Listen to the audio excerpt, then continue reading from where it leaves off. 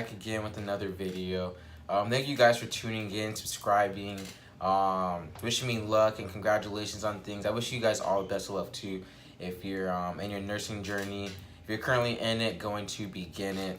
Best of luck to you guys. Continue with it. It sucks. Just remember, push through it. So today I'm making a video on ways to avoid getting sick in the healthcare setting.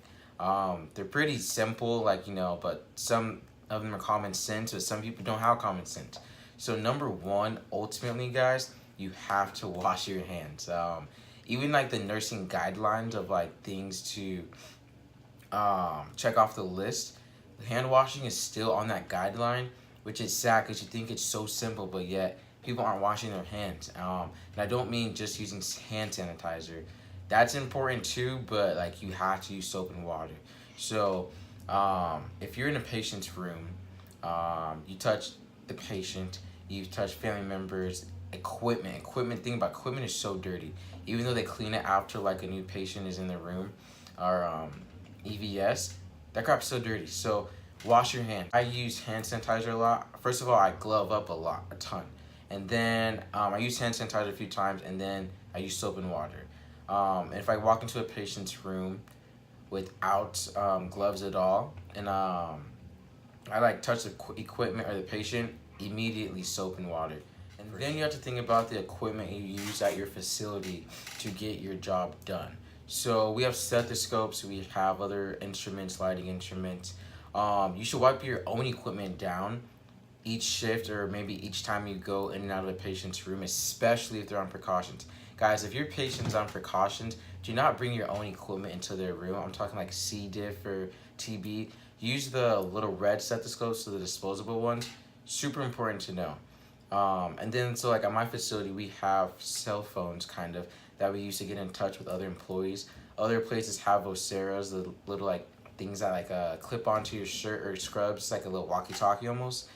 Wipe that stuff down at the beginning and end of each of your shift.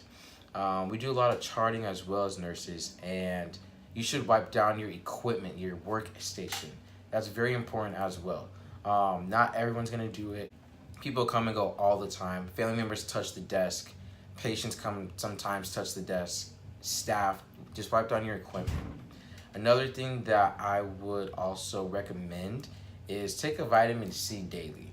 It can't help you. Vitamin C just helps boost your immune system. If you don't like taking vitamins, that's okay, but that's just something I just kind of recommended. Is try to eat healthy. I'm not the best, I'm not gonna lie to you guys, I'm not the best at eating healthy, but I do try to stay a little bit health conscious. Fruits, vegetables, of course, protein, all that good stuff. And as you can see, I'm in gym clothes. Guys, work out. Exercise is so important. I know you get busy. If you're in nursing school, trust me, I get it. Nursing school, you have no life. But I still found time to exercise. It's like a stress reliever, and just like grades are very important, I get it, but your health is just as important. So I would recommend going to the gym at least one day a week, If you can do more, all the better. Another tip I recommend is wearing your PPE, guys, personal protective equipment. If your patient comes in and they're coughing, they're sneezing, runny nose, they have blood coming out, wear a mask, wear a gown, wear your gloves, wear a hairnet. If they have lice, you guys gotta glove up, gown up. Super important to wear your personal protective equipment. It's protects you and the patient. Last tip, sleep and hydration. I will tell you, I am really bad when it comes to sleep. First of all, I work night shift, but that aside, I personally don't sleep a lot just because I can't or I don't really need it. I'm one of those people, I can have 3-4 hours of sleep, work a 12-hour shift, no problem. I can do that all week. I've always kind of been that way. But I know sleep is really important. Like, I know I should be getting 8 hours of sleep. I should be going to bed at certain times, but I go to bed like 5 in the morning. Days I'm off, and I just have to stay awake. I didn't go to sleep because I'm not tired. It could be 6 a.m.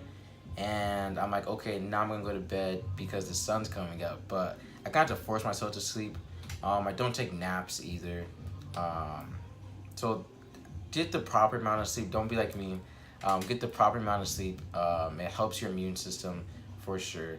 And the last tip I would recommend is to stay hydrated. So I don't drink a lot of water, so I got this one jug from Amazon. It kind of has timing. It has times of how much you should be drinking at that certain amount of time in the day, and then it also has like a little motivational tips on the side. So it's really cool. It's like keep going, almost there, and it has like 8 a.m., 10 a.m., 12 p.m.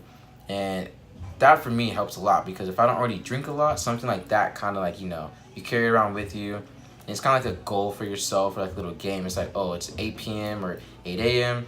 Depending on your schedule, you should have this amount drinking already during that day. So that is super, super helpful. Again, you can find it on Amazon or maybe anywhere, but Amazon's where I got mine. It's a gallon jug. They have like a smaller one, but a gallon a day is kind of what you need anyway. So that's it, guys. Super quick video. Thanks again for tuning in. I'll see you guys next time.